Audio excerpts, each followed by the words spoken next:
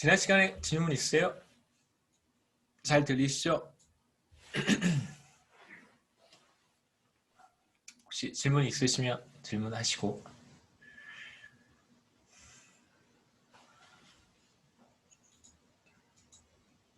네, 감사합니다. 네, 네.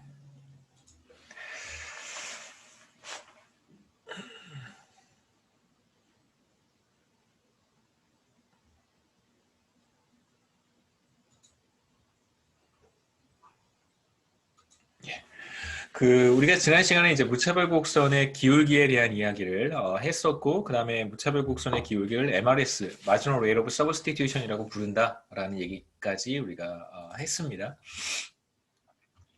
이제 무차별 곡선의 기울기 X 소비점 번들 X에서 Y로 갈 때 기울기를 어떻게 측정하는지, 그 다음에 이제 X와 Y 사이의 거리가 무한히 가까워질 때, 그럴 때는 또 어떻게 무차별 곡선의 기울기를 측정하는지에 대한 이야기를 했었고요.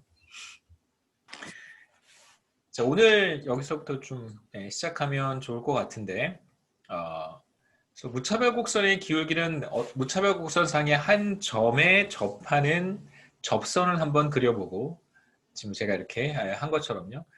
Y라고 하는 컨섬션 번들이죠. 여가 시간을 이만큼 소비를 하고, 그 다음에 소비재에 대한 소비를 이만큼 선택한 경우, 그 경우에 이제 우리가 무차별 곡선상의 한 점을 Y라고 할 수 있고, 그 점에 접하는 접선을 그리면 이 접선의 기울기가 바로 Y라고 하는 한 점에서의 무차별 곡선의 기울기가 됩니다. 보시다시피 무차별 곡선의 기울기가 어떤가요? 이렇게 물론 이제 마이너스 값을 갖긴 하겠지만 제가 절대값으로 읽으면 좋다고 했습니다. 이렇게 굉장히 가파르죠. 스티프한 형태가 되고요. 그 다음에 스티프하기 때문에 마이너스 값이지만 우리가 절대값으로 생각해 본다면 스티프한 경우에는 기울기가 크다라고 얘기를 하겠죠. 절대값으로. 자, 왜 그런지 한번 생각해 보죠. 무차별 곡선의 기울기를 우리가 어떻게 표시했냐면 소비로부터 얻는 한계 효용과 여가로부터 얻는 한계 효용의 비율이라고 표현을 했어요. 한계 효용이라고 하는 것은 소비든 여가든 추가로 한 단위를 소비할 때, 한 단위를 더 소비할 때 추가로 얻는 효용이라고 우리가 정의를 했습니다. 보시면 여가를 굉장히 적게 소비하고 있어요. 그렇다면 여가를 아주 1초만큼 여가를 내가 더 소비할 때 추가로 얻는 효용은 어떨까요? 굉장히 클 거예요. 보통 우리가 한계 효용은 체감한다고 가정을 하기 때문에, 그래서 이 경우에는 여가를 굉장히 적게 쓰고 있기 때문에 여가를 하나 더, 한 시간 더 사용했을 때 얻는 추가적인 효용은 굉장히 클 거예요. 그래서 marginal utility of leisure는 굉장히 크다고 얘기할 수 있고요. 그 다음에 반대로 소비재에 대한 소비는 상대적으로 큽니다. 그렇다면 소비재에 대한 소비를 많이 하고 있기 때문에 소비재에 대한 소비를 조금 더 늘린다고 하더라도 1달러만큼 더 소비했을 때 추가로 얻는 효용은 상대적으로 작다고 할 수 있겠죠. 증가한다는 의미가 아니고요. 크다. 그 다음에 반대로 marginal utility of consumption은 상대적으로 작겠죠. 그러면 우리가 무차별 곡선의 기울기를 marginal utility of leisure와 marginal utility of consumption의 비율로 표현할 수 있기 때문에 분자의 값은 상대적으로 크고 분모의 값은 상대적으로 작기 때문에 이거 화살표가 크다 작다예요. 뭐 상승한다 하락한다 이런 의미가 아닙니다. 분자는 크고 분모는 상대적으로 작을 테니까 이 경우에는 무차별 곡선의 기울기가 커지겠죠. 크다. 그래서 절대값으로 지금 제가 설명을 해드리고 있습니다. 그러니까 마이너스 값으로 0에서부터 더 멀어지는 거예요. 0이라면 이쪽으로 더 마이너스 쪽으로 더 이렇게 멀어진다라고 생각하시면 되고요. 그래서 기울기가 이렇게 스티프해진다는 것이 절대값으로 크다라는 걸 의미를 하니까요. 그래서 이 경우에는 무차별 곡선에서 어떤 하나의 무차별 곡선상에서 이쪽에 있는 번들을 선택한다면 그렇다면 이제 무차별 곡선의 기울기가 절대값으로 크다라고 이제 우리가 얘기할 수 있습니다. 이제 반대로 무차별 곡선상에서 이쪽에 있는 어떤 점을 선택하고 있다면 그렇다면 반대로 MRS가 작다라고 얘기할 수 있겠죠. 절대값으로. MRS는 우리가 이렇게 표현을 했습니다. Marginal Utility Leisure, Marginal Utility Consumption. 마찬가지 설명을 우리가 할 수 있는데요. 번들 X라고 하는 것은 여가 시간을 상대적으로 많이 소비하고 있고, 그 다음에 소비재에 대한 소비는 상대적으로 작아요. 그렇다면 여가를 많이 쓰고 있기 때문에 1시간 더 여가를 쓴다고 해서 추가로 늘어나는 효용은 그렇게 크진 않겠죠. 그래서 여가의 한계 효용인 Marginal Utility of Leisure는 상대적으로 작을 것이고요. 그 다음에 소비를 그만큼 적게 하고 있기 때문에 소비를 1달러만큼 늘렸을 때, 소비재에 대한 소비를 1달러만큼 늘렸을 때 추가로 얻는 효용은 상대적으로 크겠죠. 그래서 Marginal Utility of Consumption은 클 거예요. 그러면 우리가 MRS를 이렇게 표현하니까 여가로부터 얻는 한계 효용은 상대적으로 작고 소비로부터 얻는 한계 효용은 상대적으로 크다면 MRS가 작아지겠죠. 분모는 크고 분자는 작으니까. 그래서 우리가 이쪽 영역에서는 이제 MRS 보시다시피 상당히 플랫하죠. 그렇죠? 이제 플랫하면 절대값으로 기울기가 작다는 뜻이니까요. 그래서 이걸 이제 우리가 직관적으로 얘기하면 MRS가 작은 경우, 지금 우리가 그림에서 보고 있듯이 MRS가 작은 경우는 뭐냐면 여가 시간을 한 시간 줄였을 때 이 사람에게 보상해줘야 되는 소비재가 어떨까? 상대적으로 작다라고 하는 의미로 우리가 얘기할 수 있고요. 이 사람한테 여가는 그렇게 중요하지 않은 거예요. 여가를 이제 충분히 많이 쓰고 있기 때문에 여가를 1시간 줄이는 대신 얼마만큼의 소비재에 대한 소비를 보상해 주어야 하는가라고 했을 때 보상해 주어야 되는 금액이 상대적으로 작다라고 얘기할 수 있고요. 이제 슬라이드 앞으로 돌아가서 이 경우에는 MRS가 크단 말이에요. 이 사람은 지금 여가를 충분히 소비하지 못하고 있는 상태라고 할 수 있습니다. 이러한 사람에게 여가 시간을 하나 줄이면 얼마만큼의 소비재에 대한 소비를 보상해 주어야 할까? 굉장히 많은 소비재에 대한 소비를 보상해 주어야 할 것입니다. 왜냐하면 여가를 충분히 사용하지 못하고 있기 때문에 그런 것이죠. 그래서 MRS가 큰 거예요. 그래서 MRS가 크다 절대값으로, MRS가 작다라고 하는 의미는 여가 시간을 하나 줄일 때 얼마만큼의 소비재를 보상해 줘야 되는가? 많이 보상해 줘야 한다면 MRS가 큰 것이고 조금만 보상해 줘도 된다면 MRS가 작은 것이다라고 우리가 직관적으로 이해할 수 있습니다. 혹시 여기까지 질문 있어요?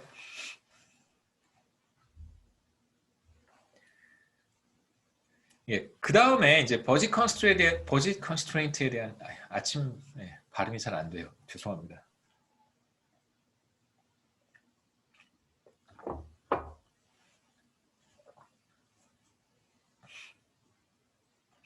옛날에 저기 미국에서 이렇게 조교 같은 거 할 때, 조교, 티칭 어시스턴트 같은 거 할 때 이제 금요일 아침에 이렇게 뭐 학생들한테 뭐 이렇게 설명해주고 그런 게 있었는데요. 금요일 아침 9시인가? 영어를 잘 못하는데, 영어 잘 못해요. 슬라이드가 영어인 거지, 영어 잘 못해요. 잘 못하는데, 막 버벅대고 있으니까 또 학생들이, 미국 학생들이죠. 학생들이 다 이해를 해주더라고요. 뭐 프라이데이 모닝이니까 이해한다고. 그래서 얼마나 고마운지 모르겠습니다. 영어를 원래 못하는 건데, 금요일 아침에 그런 걸 하게 되면 학생들이 되게 많이 이해를 해줘요. 근데 자기네들도 뭐 발음이 잘 안 나오고 꼬이고 그러긴 하니까요. 버짓 컨스트레인트 예산 제약에 대한 얘기인데 여기서 우리가 보려고 하는 예산 제약은 크게 이제 두 가지라고 할 수 있어요. 하나는 이제 소비할 수 있는 이제 소득의 제약이라고 볼 수 있고, 그 다음에 이제 또 하나는 시간에 대한 제약을 우리가 생각해 볼 수 있습니다. 하루 동안 사용할 수 있는 시간은 모든 사람에게 24시간 똑같죠. 그래서 우리의 두 가지 재와 소비재에 대한 소비, 그 다음에 이제 여가에 대한 소비를 보고 있는데 우리는 이제 시간에 대한 제약도 있고 소득에 대한 제약도 있습니다. 그래서 여기서 보려고 하는 이제 소득은 크게 두 가지로 구성이 되어 있는데 첫 번째는 열심히 일을 했을 때 얻게 되는 이제 근로소득이 있고요. 그 다음에 일을 하지 않아도 얻을 수 있는 이제 비임금, 비근로소득이 있어요. 잠시만요.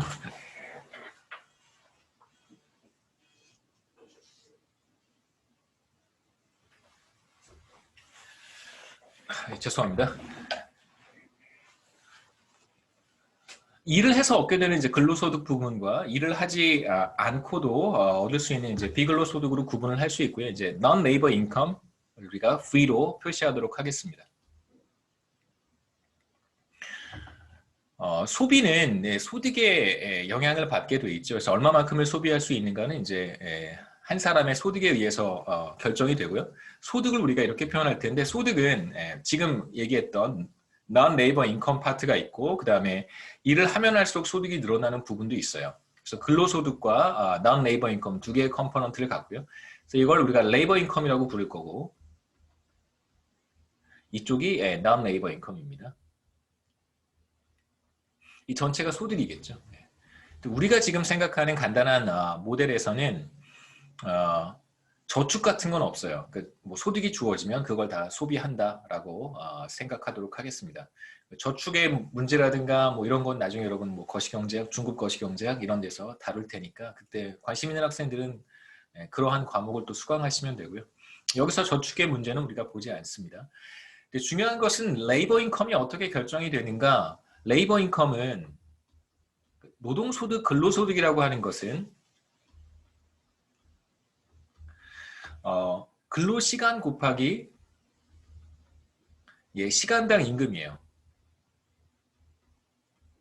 그러니까 만약에 10시간을 일해요. 이제 하루에 10시간 일하면 시간당 임금, 뭐 시간당 10,000원, 그러면 이제 10만 원을 버는 것이다. 이렇게 생각하시면 되겠죠.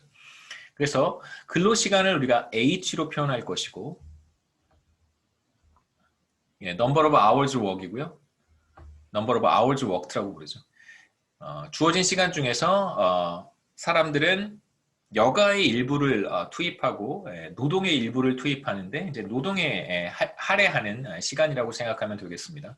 그 다음에 이제 W는 시간당 임금, hourly wage rate이고 물론 이제 사람마다 급여의 형태가 조금씩 달라요. 그러니까 이제 임금을 받을 때 노동소득이라고 하는 것이 크게 이제 두 가지로 우리가 구분하거든요. 이제 wage라고 하는 것이 있고 그 다음에 salary라고 하는 것이 있어요. 다 들어보셨을 텐데 이제 wage와 salary를 사실 구분합니다.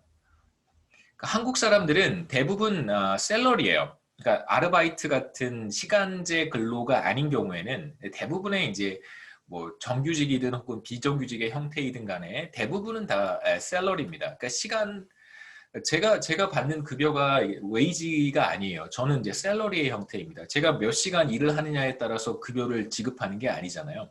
그러니까 저와 같은 사람들 혹은 보통 일반 회사에서 근무하시는 많은 분들은 대부분 다 샐러리고요. 그 다음에 이제 시간제 근로라든가 아르바이트의 형태는 몇 시간 일을 하느냐에 따라서 이제 급여를 받게 돼요. 그러한 급여를 우리가 웨이지라고 합니다. 그러니까 시간당 근로로 카운트를 해서 급여를 받는다면 그건 이제 웨이지 워커라고 우리가 얘기를 하고요. 그렇지 않고 그냥 뭐 연봉 얼마, 뭐 혹은 뭐 월급이 얼마 이렇게 이제 책정이 되어 있는 경우에는 대부분 다 샐러리라고 우리가 얘기를 해요. 그래서 뭐 미국 노동시장과 한국 노동시장이 상당한 차이가 있긴 있습니다만 대체로 뭐 유럽이라든가 미국 같은 경우에 이제 웨이지 같은 경우에는 대부분의 근로자들이 웨이지 워커가 많아요. 시간제 형태, 몇 시간 일을 했는가에 따라서 급여가 지급되는 경우라고 할 수 있겠죠. 뭐 이제 웨이지 형태가 있고 샐러리의 형태가 있는데 지금 우리가 보는 여기에서의 문제, 버짓 컨스트레인트에서는 샐러리는 보지 않습니다. 그래서 근로소득, 레이버 인컴은 몇 시간 일을 했는가에 따라서 결정이 된다, 영향을 받는다라고 이제 기본적으로 전제를 하는 거예요. 그 다음에 두 번째 보려고 하는 문제는 시간에 대한 제약인데요. 모든 사람에게 24시간 똑같이 주어져 있습니다. 그런데 이제 우리는 문제를 조금 더 단순화하기 위해서 하루에 24시간이 주어져 있지만 실제로 잠자는 시간 뭐 혹은 뭐 여러 가지 다양한 활동 등 식사라든가 뭐 자기 관리라든가 뭐 이런 시간들은 다 제외를 하고 실제로 이제 우리가 쓸 수 있는 시간이 있잖아요. 뭐 대체로 24시간 중에 뭐 이런저런 생활에 있어서 꼭 필요한 시간들을 빼면 뭐 수면 시간 이런 거 포함해서요. 빼고 나면 뭐 제 생각에 한 사람이 사용할 수 있는 시간은 대체로 뭐 하루에 14시간 정도 쓸 수 있는 것 같아요. 잠자는 시간을 줄이면 그 시간은 좀 늘어나겠지만 대체로 한 사람이 하루에 사용하는 시간은 14시간에서 뭐 한 16시간 정도 사이일 거라고 생각이 됩니다. 이제 그 시간을 우리가 T라고 표현을 하는 거예요. 우리가 이제 교과서에서는 그 시간의 단위가 그러니까 한 기간을 주로 일주일 단위로 이제 우리가 의사결정 문제를 보기 때문에 여기에서는 대체로 뭐 한 110시간 정도를 구분을 생각을 합니다. 110시간. 그 일주일에 한 사람이 사용할 수 있는 가용한 시간이 어베일러블한 시간이 한 110시간 정도라고 생각하시면 좋겠어요. 그래서 대충 뭐 한 하루에 16시간 정도를 우리가 여가에 쓸 것인지 뭐 혹은 노동 공급에 사용할 것인지를 선택한다라고 생각하시면 되겠죠. 그래서 여기서 T는 모든 사람들에게 주어져 있는 시간인데 대체로 뭐 110시간 정도. 그 다음에 이 주어진 시간 T는 주어져 있는 것입니다. 이 T 중에서 몇 시간을 일을 할 것인가, 그게 바로 H라고 했고요. 그 다음에 이제 나머지 시간 여가에 투입하겠죠. 혹은 내가 L을 선택하면 H가 따라오는 것이고, 이 둘을 선택하는 게 아니죠. 하나 선택하면 그 다른 하나가 따라오는 것입니다. 그래서 만약에 내가 L만큼의 여가를 쓰겠다, L시간만큼의 여가를 쓰겠다라고 한다면 그러면 이제 노동시간은 T-L이 될 거예요. 그래서 우리가 두 개의 제약식, C는 레이버 인컴과 넌 레이버 인컴의 합이다라고 하는 것과 노동시간 H는 총 가용시간 T- 여가시간 L과 같다. 이 두 개의 식을 결합해서 우리가 예산 제약을 좀 단순하게 표현해 보죠. 그래서 우리가 앞서 컨섬션은 레이버 인컴과 넌 레이버 인컴의 합이라고 했고요. 뭐 남겨봐야 좋은 게 없으니까 뭐 저축 같은 거 없고 내일도 없습니다. 오늘 번 소득은 다 쓰지 않으면 그냥 사라지는 거예요. 이제 H는 뭐와 같다고 했냐면 H는 어베일러블한 시간에서 리저를 뺀 거니까 W에 H 대신에 T-L 이렇게 넣으면요.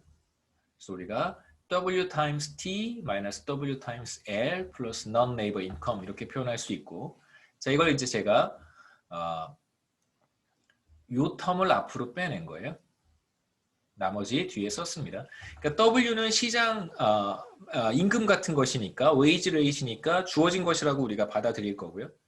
그 다음에 T는 모든 사람들에게 동일한 총 가용 시간이라고 할 수 있습니다.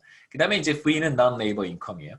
우리가 어떤 의사결정에 대해서 보려고 하냐면 얼마만큼을 소비하고 얼마만큼의 시간을 여가에 투입할 것인가를 보고 싶습니다. 그래서 실제로 이 사람이 선택하는 것은 이제 C와 L의 조합이죠. 선택하는 것은 C와 L입니다. 소비재에 대한 소비량 C와 여가시간 L을 선택하는 거예요. 그래서 우리가 표현한 예산 제약은 이렇게 선형 예산 제약식이 되겠죠. 마이너스 WL 플러스 WT 플러스 V 이렇게 쓸 수 있습니다. 이제 우리가 간단한 그림을 예산 제약을 2차원 평면에 X축, Y축, 2차원 평면에 표현을 할 텐데 가로축인 X축에는 여가 시간을 표현을 할 거고요. 세로축인 Y축에는 소비재에 대한 소비 C를 표시를 하겠습니다. 한번 보시죠.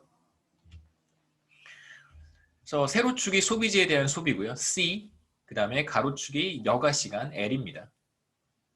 그래서 우리가 앞서 예산 제약을 이렇게 표현했죠. W 곱하기 L 플러스 나머지 W times T 플러스 non-labor income.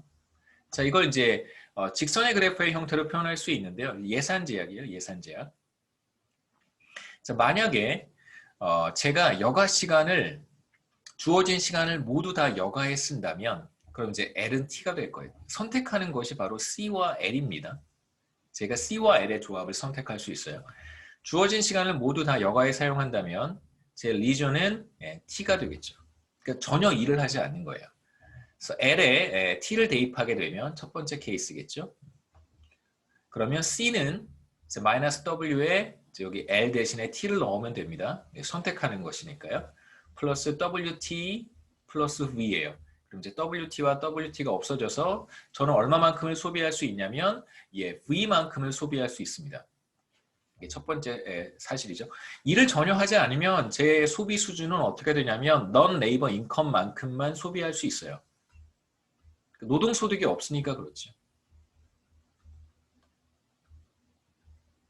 소비하고요. 그 다음에 이제 두 번째는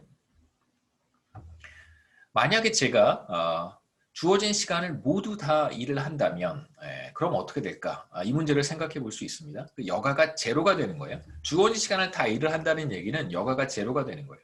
그래서 L이 제로인 경우. 자, 그러면 여기에 이제 L 대신에 제로를 넣으면 저의 소비는 WT 플러스 V가 되겠죠. 여기 잘 보시면 제 레이버 인컴은 WT가 돼요. 왜냐하면 T 시간, 주어진 시간은 모두 다 일을 했기 때문에 제 레이버 인컴은 W 타임스 T가 되고 저는 non 레이버 인컴을 V만큼 갖고 있기 때문에 non 레이버 인컴이 뭐냐면 뭐 예를 들면 이런 거예요. 부동산 뭐 임대소득 같은 거 너무너무 좋은 거죠. 부동산 임대소득 뭐 혹은 주식을 많이 가지고 있어서 뭐 배당 소득도 뭐 넉넉하다면 그러면 이제 그게 non 레이버 인컴 그런 것들이 되는 것이죠. 뭐 용돈도 뭐 non 레이버 인컴이라고 생각하시면 됩니다. 우리 나중에 이그젬플에서 볼 텐데 그래서 부모님께서 주시는 용돈이라든가 혹은 뭐 가까운 친척들 너무너무 좋은 친척들이죠. 저한테 용돈을 주는 친척들은 가까운 친척은 용돈을 주는 친척이에요. 가까이 사는 친척이 가까운 친척이 아니고요. 자, 소비는 non 레이버 인컴가 인컴에 의해서 결정이 되는데 주어진 시간을 모두 일을 하기 때문에 그럼 그때의 소비는 어떻게 되는가? 그림에서 요점이 되겠죠. 여가 시간이 제로일 때 제 소비는 바로 요점이 되고 그림을 제가 조금 더 보여드릴게요. 첫 번째 케이스를 어떻게 이해할 것인가는 조금 이따가 보겠습니다. 자, 그 다음에 가로축의 변수가 L이니까 이제 이 주어진 예산 제약이라고 하는 것을 우리가 절편은 WT 플러스 V가 될 것이고요. 이게 절편이 되는 것이죠. 그 다음에 가로축의 변수가 L이니까 마이너스 W가 바로 기울기가 됩니다. 여기가 기울기가 되는 것이죠.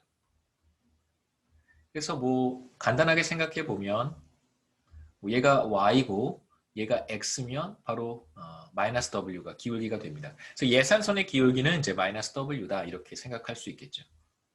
이 첫 번째 이걸 어떻게 표시할 것인가 하는 문제는 약간 트리키하기 때문에 다음 슬라이드에서 제가 설명을 해드릴게요. 우리가 시간에 대한 제약을 두 번째로 살펴봤었는데 시간에 대한 제약은 이런 거예요. 주어진 시간은 T만큼입니다. 근데 T 이상 여가 시간을 쓸 수 없어요.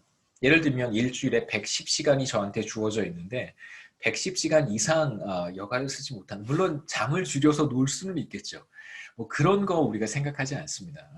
잠은 줄일 수 없고 자기 자신을 관리하는 시간들을 줄일 수 없다고 했을 때 제가 쓸 수 있는 최대 여가 시간은 주어진 시간 T를 넘어설 수 없습니다. 그래서 이제 여기에 하나의 제약을 또 추가를 해야 돼요. 이 T를 넘어설 수 없습니다.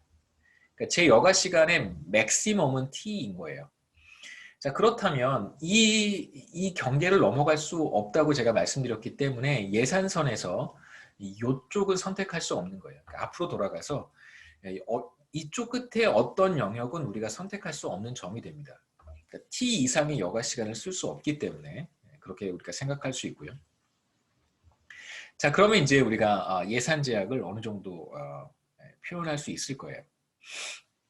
앞서 첫 번째 제가 뭐라고 말씀드렸냐면 여가를 주어진 시간을 모두 다 여가에 사용한다면 그러면 그때의 소비는 뭐가 되냐면요. 주어진 non labor income만 소비할 수 있으니까 그때의 소비는 V가 돼요. 한번 보시죠. T만큼을 소비한다면 그때 제가 얼마만큼을 소비할 수 있냐면 정확히 V만큼을 소비할 수 있습니다. 그래서 이 점에 대응하는 소비는 V, non labor income이 되고요. 그 다음에 여가 시간이 제로일 때는 제가 저의 노동소득 WT와 non-labor income V를 다 소비할 수 있겠죠. 그 다음에 이때 기울기는 마이너스 W가 됩니다. 그래서 예산 제약을 정리해서 그림으로 표현해 보면 이렇게 되겠죠. 이쪽 영역은 선택할 수 없는 점이기 때문에 별도로 표시하지 않습니다.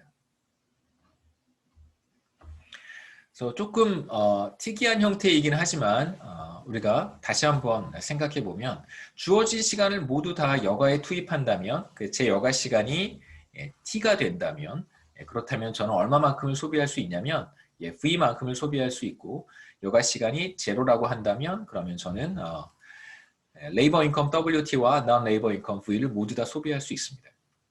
이제 요 점이죠.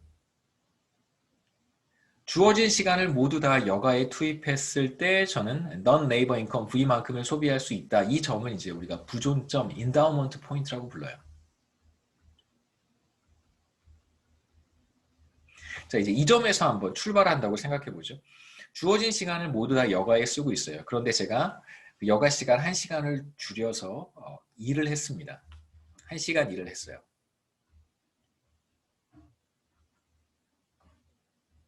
자, 그럼 어디로 가는 거냐면 자, 여기에서 출발해서 제가 1시간 일을 했으니까 이렇게 한 칸 가겠죠. 한 칸. 1시간 일을 했습니다. 그럼 여가 시간이 이제 1시간만큼 줄어들었고요. 여가 시간을 1시간 줄여서 제가 여가 시간을 1시간 줄이면 그럼 그 일을 한 거예요. 제가 선택할 수 있는 대안은 일 아니면 여가밖에 없습니다. 뭐 멍을 때리거나 이런 건 없어요.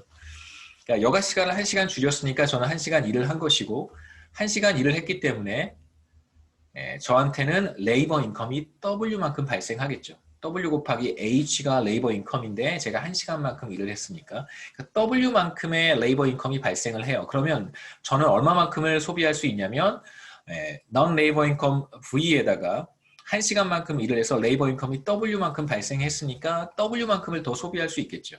그래서 이만큼 레이버 인컴이 발생하는데 이게 정확히 W라고 하는 것이고 그러면 그때 얼마만큼을 소비할 수 있냐면 V를 나중에 쓰죠. W 플러스 V만큼을 소비할 수 있습니다.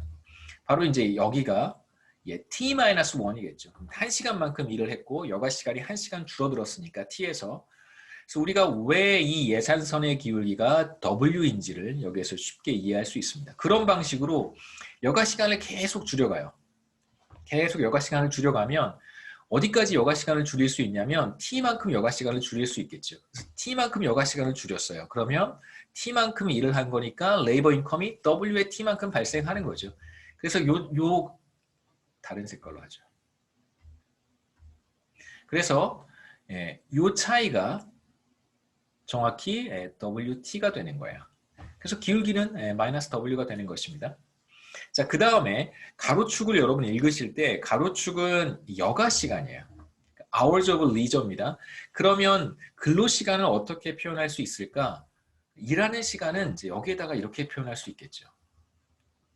여기에서부터 시작해서 이렇게 가는 거예요. 그래서 내가 여가를 T만큼 선택하게 되면 내 근로시간은 제로가 되고요.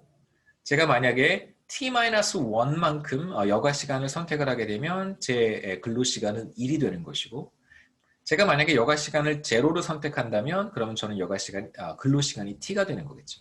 그래서 여기서부터 시작해서 이쪽으로 가면 그게 바로 hours of work이 되고 여기서 시작해서 가로축을 따라서 읽으면 그러면 그게 바로 hours of leisure가 됩니다.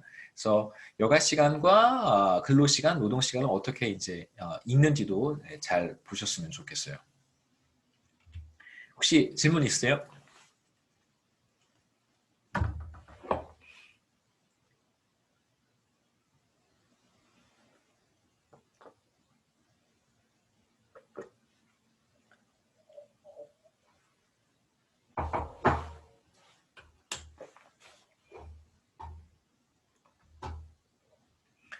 네, 이제 우리가 지금 이제 이 챕터 2에서 하고 싶은 것은 레이버 서플라이란 말이에요. 몇 시간 일을 할 것인가. 이제 사람들이 노동 시간을 레이버 서플라이에 대한 의사결정을 어떻게 하는가를 이제 무차별 곡선에 대한 이야기 했고 그다음에 기울기 MRS 받고 예산 제약에 대한 이야기를 했습니다.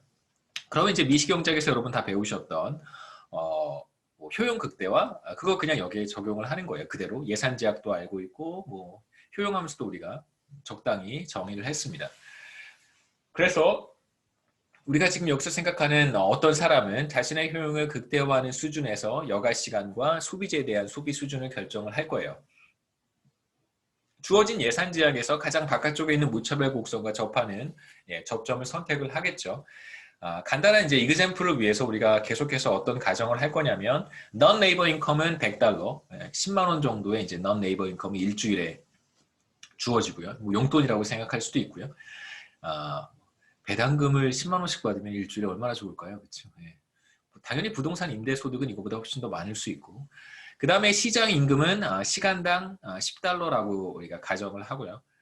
그 다음에 일주일 동안 사용할 수 있는 시간 110시간이라고 한번 가정을 해보죠. 그래서 V는 100달러고, 그 다음에 웨이지는 10달러고요. 웨이지가 바로 예산선의 기울기가 될 거예요.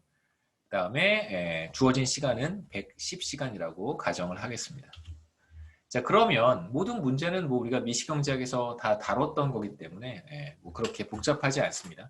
주어진 예산 제약에서 가장 바깥쪽에 있는 무차별 곡선과 접하는 접점을 찾는 거예요.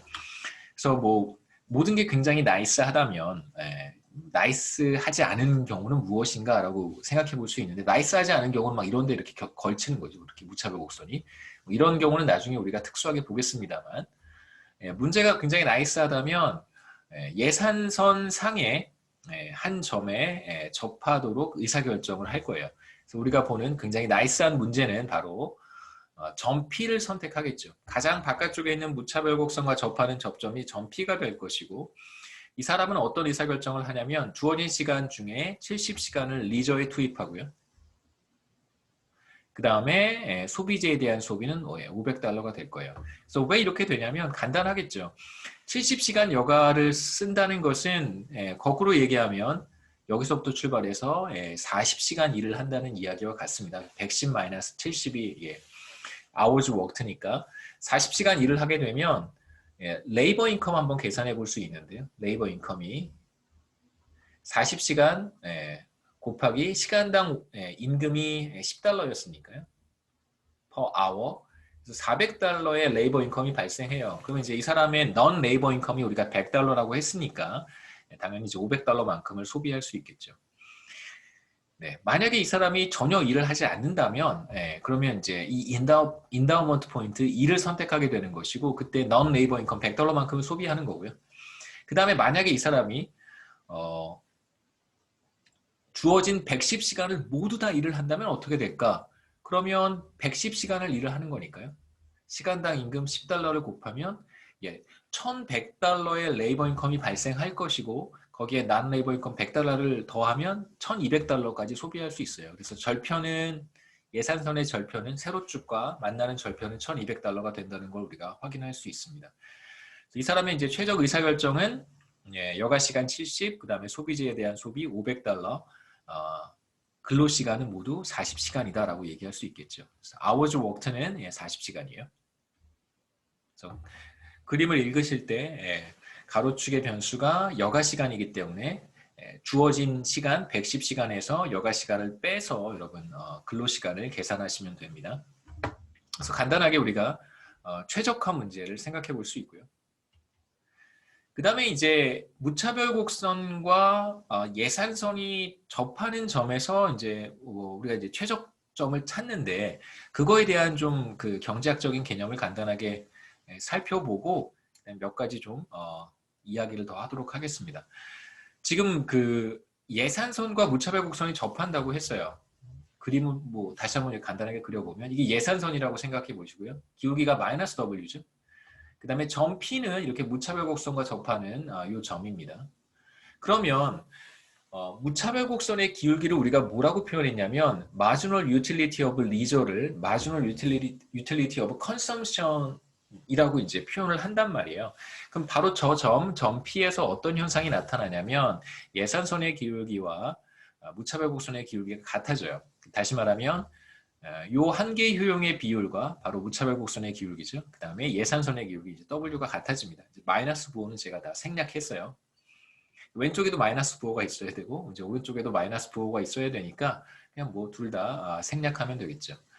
실제로 우리가 최적점이라고 하는 것은 바로 이제 이 조건이 만족되는 점이고, 이걸 제가 여러분들에게 이해를 좀 돕기 위해서 이렇게 표현해 놓으면 사실 이걸 어떻게 경제학적으로 해석해야 되는지 조금 난해할 수 있어서 이 식을 이렇게도 표현할 수 있겠죠. 그래서 여가의 한계 효용, 여가로부터의 한계 효용은 W 곱하기 marginal utility of consumption이다 이렇게 쓸 수 있고요. 이렇게 곱해서 양변에 MUC를 곱해준 거예요. 그렇죠? 좌변에도 소비의 한계 효용을 곱해주고 우변에도 소비의 한계 효용을 곱해줘서 이렇게 똑같이 표현을 했습니다. 그래서 왼쪽 식과 오른쪽 식은 같은 거죠. 이렇게 표현하면 조금 직관적인 설명이 도움이 될 수 있어요. 한번 보시죠. 그래서 왼쪽의 의미는 뭐냐면 제가 1시간을 줄였을 때 잃어버리는 효용이에요. 여가 시간을 1시간 줄였을 때 잃어버리는 효용이죠. 그렇죠?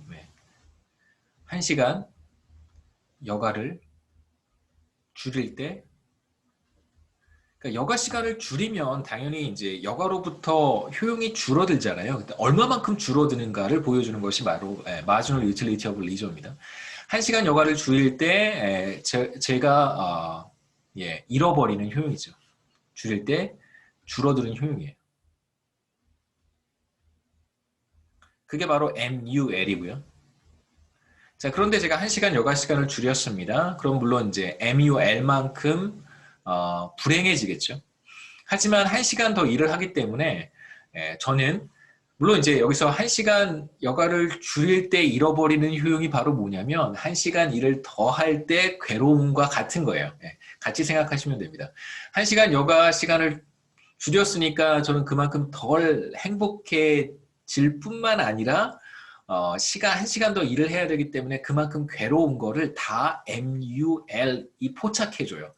그래서 뭐 일을 더 할 때 발생하는 어떤 그런 정신적인 스트레스는 어디에 있는가라고 이제 물어보시면 그게 다 MUL에 들어가 있습니다.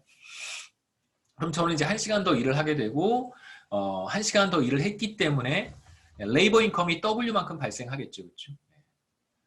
그럼 이제 레이버 인컴이 W만큼 발생했어요. 1시간 일을 해서 뭐 2만 원을 벌었습니다. 그럼 그 2만 원을 보고 그냥 행복해하는 게 아니잖아요.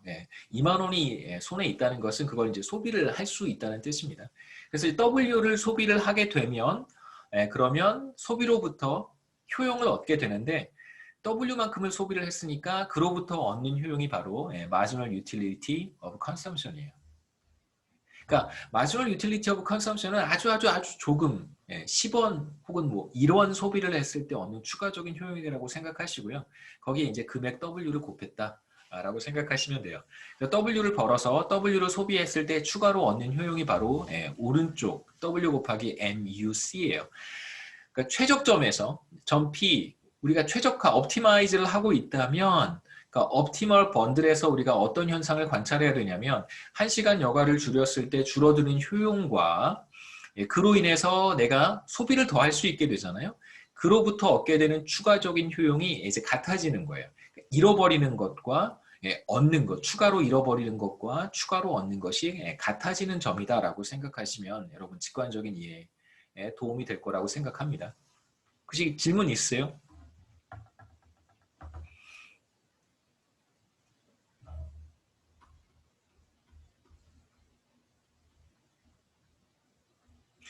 자, 그러면 이번에는 만약에 이 둘이 같지 않고 한쪽이 더 크다면 첫 번째 생각해 볼 수 있는 것은 만약에 내가 여가 시간을 1시간 줄였을 때 잃어버리는 것이 더 크다면 그럼 여러분 어떻게 하시겠어요? 여가 시간을 1시간 줄여서 일을 했는데 너무 괴로운 거예요. 괴로움이 더 커요.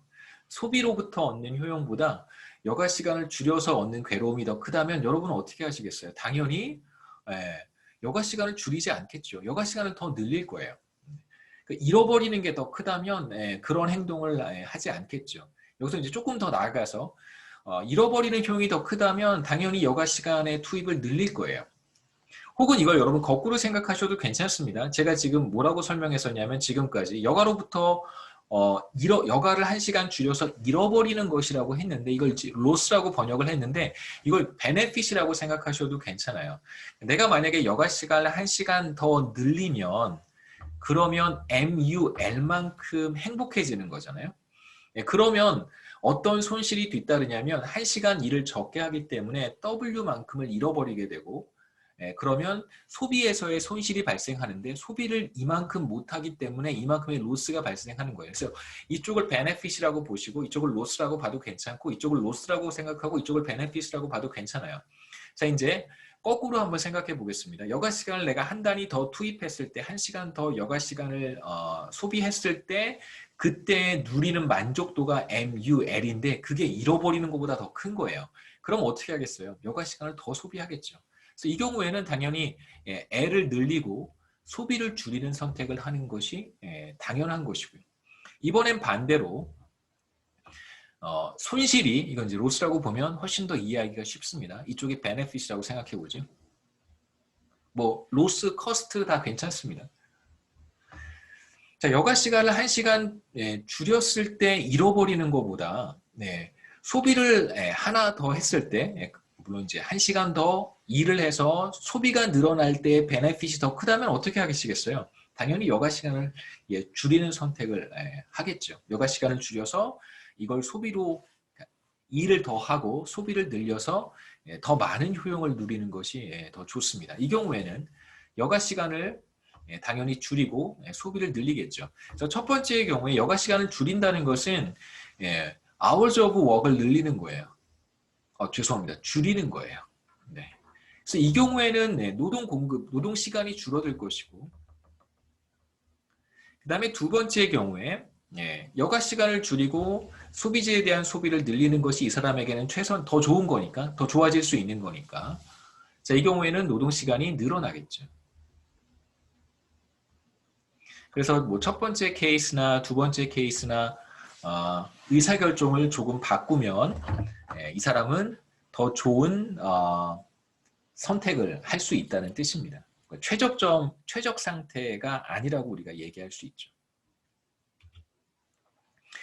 자, 이번에 이제 두 가지 간단한 변화를 생각해 보려고 하는데 이제 첫 번째는 non-labor income이 변할 때 의사결정에 어떠한 영향을 미칠까 혹은 노동 시간이 얼마나 변할까. 그러니까 이제 첫 번째 우리가 보고 싶은 거고요. V가 변할 때. 그 다음에 이제 두 번째 여기 나와 있지는 않지만 두 번째 보려고 하는 것은 이제 hourly wage rate W가 변할 때 시간당 임금이 변할 때 의사결정이 또 달라지겠죠. 어떻게 달라지는지 이제 이어서 보도록 하겠습니다. 우리 여기서 보고 싶은 것은 우선 non-labor income V가 변할 때 노동 시간에 어떠한 변화가 나타날까? 우리가 이제 V가 앞서 $100라고 가정을 했었는데요. 그러니까 일을 전혀 하지 않고 주어진 시간 여가를 즐길 때 얼마만큼을 소비할 수 있는가? 이제 $100를 소비할 수 있었는데 이제는 이제 $200를 소비할 수 있는 거예요. 뭐 이제 배당 소득이 늘어날 수도 있고 요즘 너무 시끄럽죠, 그렇죠? 그 광명시 시흥시인가요? 거기 이제 땅, 부동산 임대 소득이 뭐 늘어나서 좋을 수도 있고 용돈이 늘어나서 좋을 수도 있고요. 그래서 일을 전혀 하지 않더라도 소비 수준이 올라간다라는 뜻입니다. 여기에서 이제 우리가 중요하게 생각해야 되는 것은 당연히 V만 변하고 시간당 임금, hourly wage rate W는 변하지 않습니다. W는 일정하다라고 가정을 하겠습니다. 그렇기 때문에 예산선의 기울기가 달라지지는 않겠죠. 예산선을 우리가 이렇게 그림으로 표현을 했었는데 여기가 인다우먼트 포인트고 T라고 표현을 했고요. 그 다음에 이제 이 예산선의 기울기가 마이너스 W인데 W는 변하지 않습니다. 시간당 임금이 변하는 것이 아니고 V가 변해요. 한번 생각해 보죠. 다음 슬라이드에 그림이 있는데 넘어가기 전에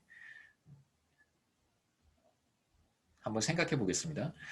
모든 시간을 여가에 투입할 때 얼마만큼을 소비할 수 있었냐면 non-labor income이 $100에서 변하지 않는다면 그냥 $100만큼을 소비할 수 있었어요. 그런데 이제 non-labor income이 $200로 상승하는 경우 어떻게 달라질까? 우선 인다우먼트 포인트가 이렇게 위쪽으로 이동하겠죠. 똑같은 시간, 주어진 110시간을 모두 다 여가에 투입했을 때 전보다 더 많이 소비할 수 있을 테니까요. 이제 $200가 될 거예요. 그래서 인다우먼트 포인트가 이제 위쪽으로 이동할 것이라고 우리가 1차적으로 생각할 수 있고 이제 여기에서부터 출발해야 되는 거죠. 여기에서부터 출발을 해요. 만약에 내가 1시간 여가를 줄인다면 전과 똑같이 $10만큼 추가로 소비를 할 수 있어요. 그렇기 때문에 기울기는 달라지지 않아서 이렇게 평행하게 예산선이 위쪽으로 이동해 갈 것이다 라고 예상할 수 있습니다. 그 다음에 이제 세 번째 가정 보고 넘어가죠. 예, 소비는 normal good이에요. 정상제라는 뜻입니다.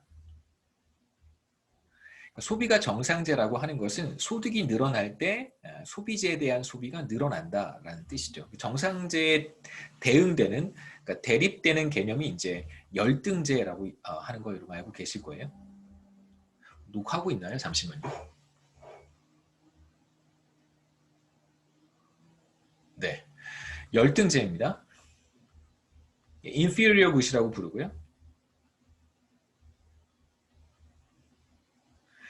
정상제라고 하는 것의 정의는 이제 소득이 늘어날 때 소비가 늘어나는 그러한 재화를 이제 정상제라고 하고, 우리는 여기에서 소비재에 대한 소비가 정상제라고 가정을 하겠습니다. 반대로 열등제는 소득 수준이 늘어날 때 소비가 오히려 줄어드는 그러한 재화들을, 굿즈를 이제 열등제라고 우리가 부르죠. 자, 예산선의 변화를 한번 보시죠. 우선 주어진 시간을 모두 다 여가에 투입할 때 앞서 말씀드렸던 것처럼 $100가 아니라 이제는 $200만큼 소비할 수 있습니다. 그렇기 때문에 이 점이 이제 위쪽으로 이동할 것이고요. 이렇게 그림을 그리면 되고, 그 다음에 이제 여기에서부터 출발을 해서 1시간, 2시간, 3시간 이렇게 여가 시간을 줄여갈 때 추가로 소비가 얼마나 늘어나는가, 웨이지 레이트 W는 변하지 않았기 때문에 예산선의 기울기가 달라지지는 않습니다.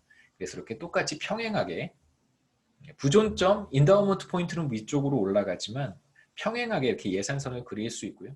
그 다음에 이제 세로축과 만나는 점은 어떻게 될까 이제 생각해 볼 수 있는데, 간단합니다. 주어진 시간 T를 모두 다 노동에 투입했을 때, 일하는 데 투입했을 때 레이버 인컴은 이제 WT가 되겠죠. 웨이지 W가 달라지지 않았으니까. 이제 여기에 non-labor income이 $100에서 $200로 이제 올라간 거예요. 그래서 200이 되겠죠. 비교해 보시면 절편이 그냥 $100만큼 상승했다라고 우리가 생각하면 예산선을, 변화한 예산선을 쉽게 표현할 수 있을 거라고 생각합니다. 자, 그래서 새로운 예산선은 이렇게 부존점이 위쪽으로 이동해서 그러니까 위쪽으로 평행 이동하는 걸 우리가 볼 수 있죠. 그래서 평행 이동하게 돼요.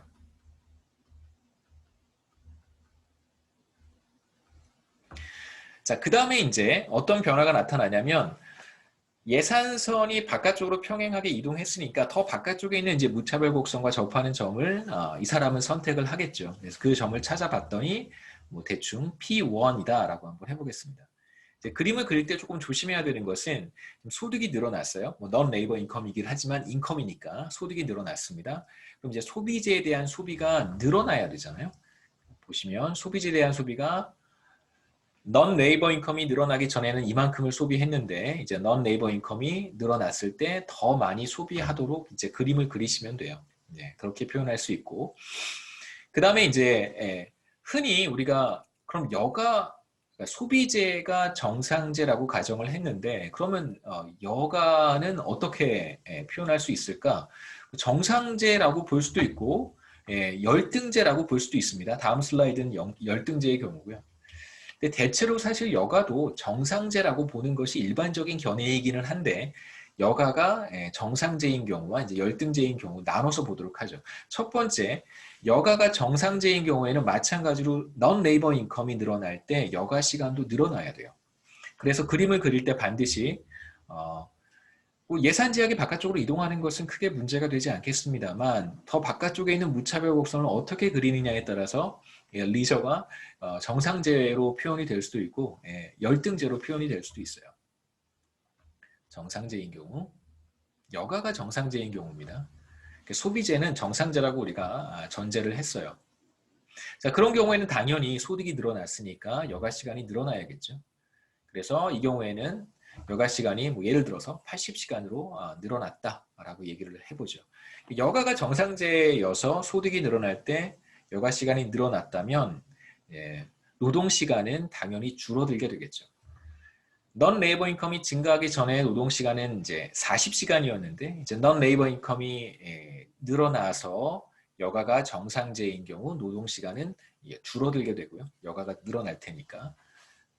노동시간은 40시간에서 30시간으로 줄어들게 됩니다. 감소하게 되겠죠. 여가가 정상제인 경우에는. 그 다음에 두 번째로 여가가 열등제인 경우도 우리가 생각해 볼 수는 있어요. 그래서 이제 무차별 곡선만 잘 그리시면 됩니다. 아까 제가 무차별 곡선을 이제 이렇게 그렸고요. 그렇죠? 앞에 슬라이드에서는 이제 이 경우에는 무차별 곡선을 약간 이렇게 그리면 차이가 어디에 있는지 금방 보실 수 있죠. 첫 번째, 소비재는 당연히 소비재에 대한 소비는 당연히 늘어나요. 소비재는 정상재이기 때문에. 그런데 이제 그림을 이렇게 표현을 하게 되면 보시다시피 non-labor income이 늘어나기 전에는 70시간 여가를 투입했는데 이제는 60시간만 여가를 소비하게 됩니다. 소득이 늘어났음에도 불구하고 여가 시간이 줄어드는 경우죠. 그러니까 이 경우에는 이제 여가가 열등제다라고 얘기를 합니다. 열등제를 표현하고 싶다면 지금 그림과 같이 무차별 곡선을 이렇게 잘 그리시면 열등제를 표현할 수 있고요. 그래서 노동시간은 반대로 늘어나게 되겠죠. 여가가 열등제라면 노동시간은 늘어나게 됩니다. 증가하게 되겠죠. 여가가 열등제인 경우에는 항상 반대로 생각하셔야 되기 때문에 헷갈리지 않으셨으면 좋겠습니다. 대체로 우리가 흔히 생각할 수 있듯이 여러분 만약에 부동산 임대소득이 막 늘어나고 그 다음에 보유한 주식의 배당금이 막 늘어나고 그러면 저 같으면 일 안 할 것 같기는 해요. 그냥 일도 여가의 연장선에서 하지 않을까 이런 생각이 듭니다. 꿈 같은 소리죠, 그렇죠? 네. 여러분 가능합니다. 저한테는 꿈 같은 소리고, 제가 지금 이제 와서 여러분들한테는 가능한 얘기죠, 그렇죠? 열심히 하셔서 빌딩도 하나씩 소유하고 그런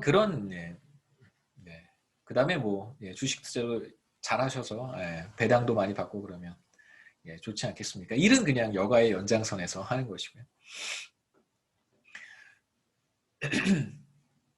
우리가 이제 던져볼 간단한 질문은 뭐냐면 과연 이제 여가라고 하는 것이 노멀 굿이냐 인피리어 굿이냐라고 하는 건데 간단하게 말씀드렸던 것처럼 여러분 건물 하나씩 생기고 그 다음에 배당금 늘어나면 정말 일을 더 하게 될까 아니면 여가를 더 많이 즐기게 될까 이런 간단한 질문을 해보면 당연히 이제 여가는 정상제라고 보는 것이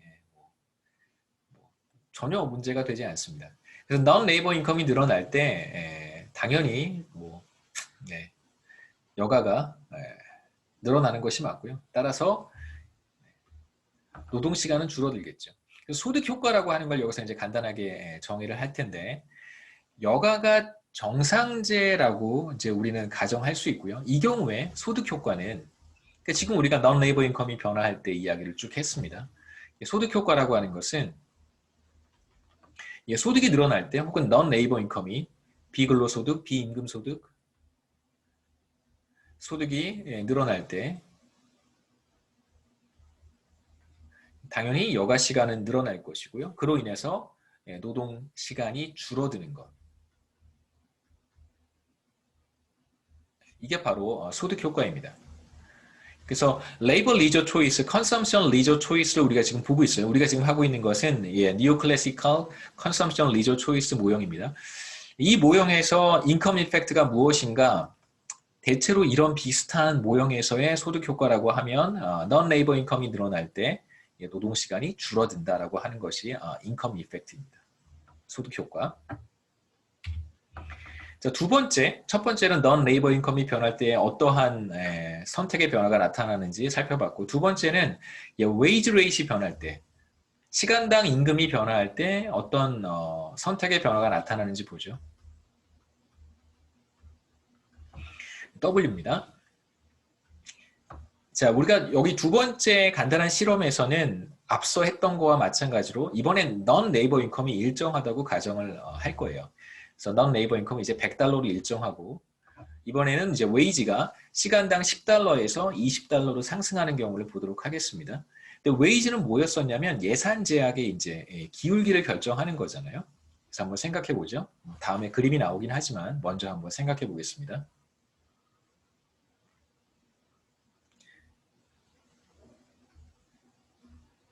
이게 그림 그리는 기능이 있죠. 잠시만요. 공유해 보니까 제가 한번 써보진 않았는데 화이트보드가 있어요. 보이세요? 화이트보드? 어떠세요? 괜찮으세요? 네, 한번 시도해 보겠습니다. 자, 이렇게 예산선을 우리가 이렇게 그렸었는데 이 기울기가 이제 마이너스 W란 말이에요. W가 상승한다는 것은 이제 절대값으로 이 기울기가 조금 더 이렇게 가팔라진다는 뜻입니다. 그래서 모든 시간을 여가에 투입한다면 이제 $100만큼의 non-labor income을 소비할 수 있고 여기에서 1시간 일을 한다면 그러면 이제 W만큼의 레이버 인컴이 발생하는데 W가 상승했다는 건 뭘 의미하냐면요. 자, 이렇게 예산선이 더 가팔라진다는 걸 의미를 하겠죠. 그래서 웨이지가 상승하면. 자, 그래서 1시간 요점에서 출발해서 요점이 달라지진 않습니다. 전혀 일을 하지 않는 상태에서는 non-labor income이 변하지 않는 한 소비가 변하지는 않기 때문에 그래서 여기에서 1시간 여가 시간을 줄이면 전보다 더 많이 소비할 수 있을 거예요. 전보다 더 많이 소비할 수 있습니다. 그래서 이제 마찬가지로 돌아가서요.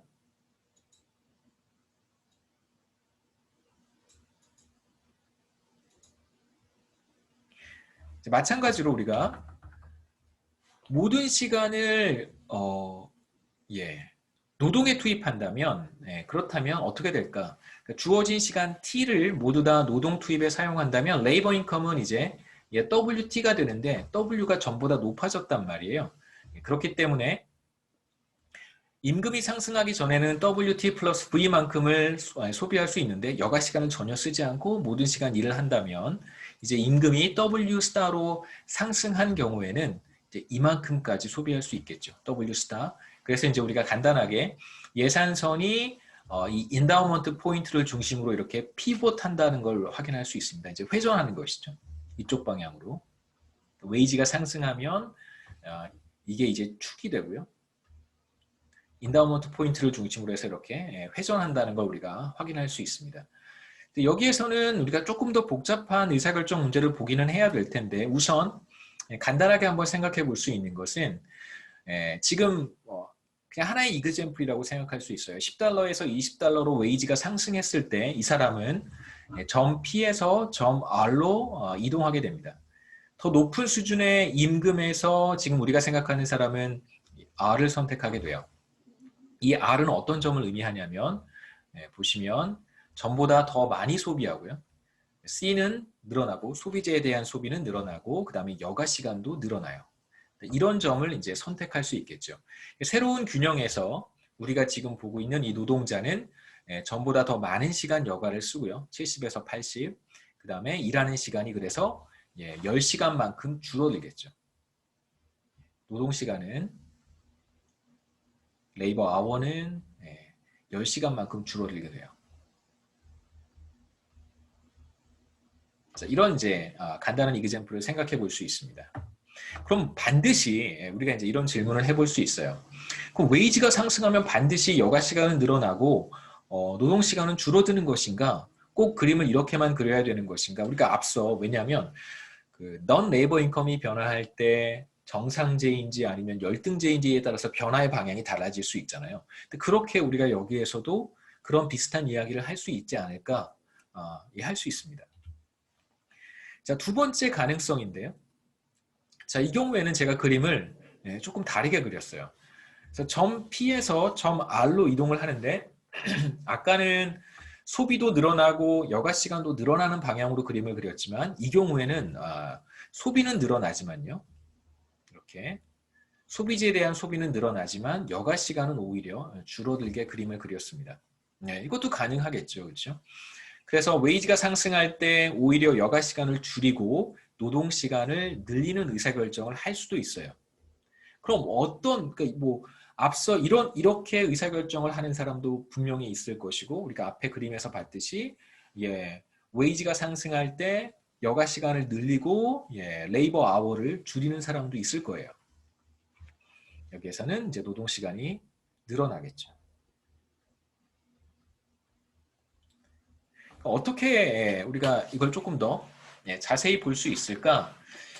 우선 직관적인 설명은 뭐 이렇습니다. 실제로 이제 웨이지가 상승하게 되면 어떤 사람은 이제 충분한 소득이 그러니까 같은 시간 일을 하는데도 웨이지가 상승했기 때문에 이제 충분한 소득이 내가 확보가 되었다라고 생각해서 일하는 시간을 조금 줄일 수 있어요. 뭐 야근도 잘 안 하고 뭐 주말에 일하는 것도 좀 피하고 임금이 상승하게 되면 이런 의사결정을 한다면 우리가 앞의 그림에서처럼 이런 현상이 나타날 것이고요. 반대로 시간당 임금이 상승을 했어요. 이제 전보다 1시간 일을 하면 더 많이 벌어요. 그런데 생각해 봤더니 내가 1시간 놀면 더 많은 임금을 벌 수 있는데 그걸 포기해 버리는 게 되잖아요. 시간당 임금이 굉장히 많이 상승했는데 내가 1시간 더 논다? 그러면 잃어버리는 게 전보다 더 커지는 거예요. 그렇기 때문에 이제 웨이지는 사실상 뭐라고 말할 수 있냐면 여가의 가격이라고 말을 해요. 웨이지는 바로 price of leisure예요. 왜냐하면 내가 여가를 1시간 쓴다는 것은 여가 1시간 쓰는 거는 다른데 시간을 쓴다고 제가 이야기하지 않고 무조건 일을 하는 것이기 때문에 내가 여가를 1시간 쓴다는 것은 바로 1시간 일하는 것을 포기하는 것이고 그렇기 때문에 웨이지, W를 포기하는 게 되는 거예요. 여가를 1시간 쓰게 되면 전보다 더 많이 포기해야 되는 것이죠. 웨이지가 상승했다면 전보다 더 많은 비용을 지불하고 여가를 사용하는 거예요. 그러니까 내가 1시간 놀 때 그냥 멍하니 있는 것도 사실 여가잖아요. 멍하니 있을 때 뭐 아무것도 돈을 내는 것 같지 않지만 내가 1시간 일을 하지 않았기 때문에 사실 1시간 멍하니 있는 것은 시간당 임금을 지불하는 것과 똑같은 거예요. 그래서 1시간 멍하게 있을 때 나는 지금 시간당 임금을 포기하는 셈이 되는 것이죠. 굉장히 여러분 다른 데서는 이런 얘기 잘 안 하잖아요. 멍 때리고 있는 게 돈 내고 멍 때리고 있는 거예요. 쉽게 말하면. 그러니까 시간당 뭐 시급 10,000원이라고 한다면 제가 멍 때리고 있으면 저는 시급이 10,000원 이상은 되지 않겠어요. 그렇죠? 조금 더 받는데 제가 만약에 1시간 이렇게 멍 때리고 있거나 1시간 뭐 이상한 짓 하고 있으면은 뭐 게임하고 있거나 이러면은 저는 그냥 뭐 3만 원, 5만 원 이렇게 내고 그냥 멍 때리고 있거나 게임하고 있는 거예요. 저 같은 사람은. 그러니까 과연 그렇게 하는 것이 좋을까라고 생각해 본다면 아닌 것 같으면 일을 하겠죠. 그렇죠? 아닌 것 같으면 일을 할 거예요. 웨이지가 더 많이 상승했습니다. 멍 때리고 있으면 다른 거 하고 있으면 스마트폰으로 뭐 쓸데없이 뭐 이상한 거 보고 있으면 게임하고 있으면 그만큼 더 많은 비용을 지불하는 거예요. 그런 생각이 들면 저는 일을 할 것이고 저 같은 사람들은 노동시간이 오히려 늘어나는 것이죠. 그래서 지금 보고 계시는 슬라이드 그림에서 보고 계시는 이런 현상이 나타날 수 있습니다. 자, 그렇다면 어떤 현상이 더 클까? 물론 이제 이런 사람도 있고 세상에는 이런 사람도 있고 세상에 이런 사람도 있습니다.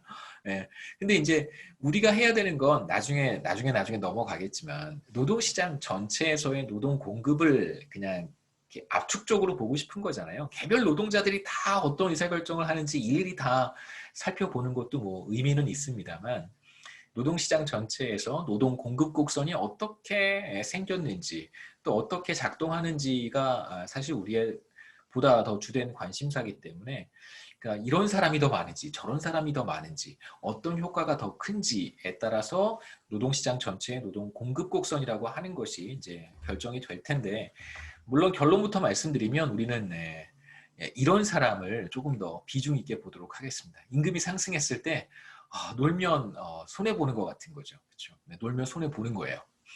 그럴 때 더 일을 많이 한다. 이런 효과가 더 더미넌트하다. 이렇게 우리가 가정하도록 하겠습니다. 실제로 데이터 보면 그래요. 퍼스트 패스 제가 말씀드렸던 그러한 현상입니다. 뭐 시간당 임금이 상승하게 되면 당연히 이제 소득이 충분히 확보가 되었으니까 이제 좀 쉬자. 이런 생각을 가질 수 있고요. 그게 퍼스트 패스고.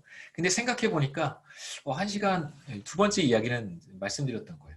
생각해 보니까 1시간을 내가 쉬면 전에는 $10 정도 쓰고 쉬는 건데 $20를 지금 손해를 봐야 된단 말이에요. 포기하는 거란 말이에요.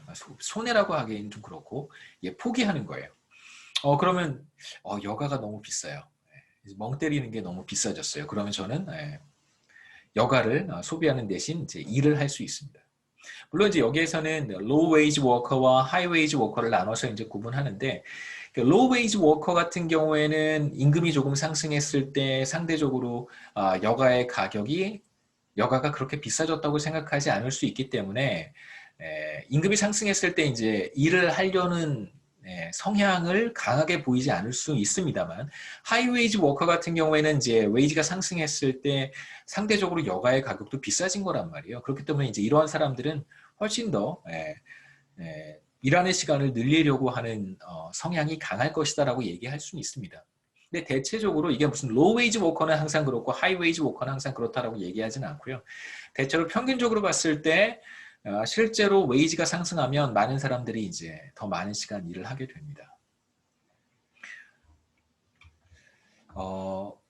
이제 소득 효과, 대치 효과에 대한 이야기를 좀 해야 되는데요. 여기까지 하고 다음 시간에 여기서부터 쭉 이어서 하는 게 하다가 중간에 끊길 것 같아요. 여기까지 하는 게 제 생각에 더 좋을 것 같습니다. 혹시 질문 있으시면 질문하시고요.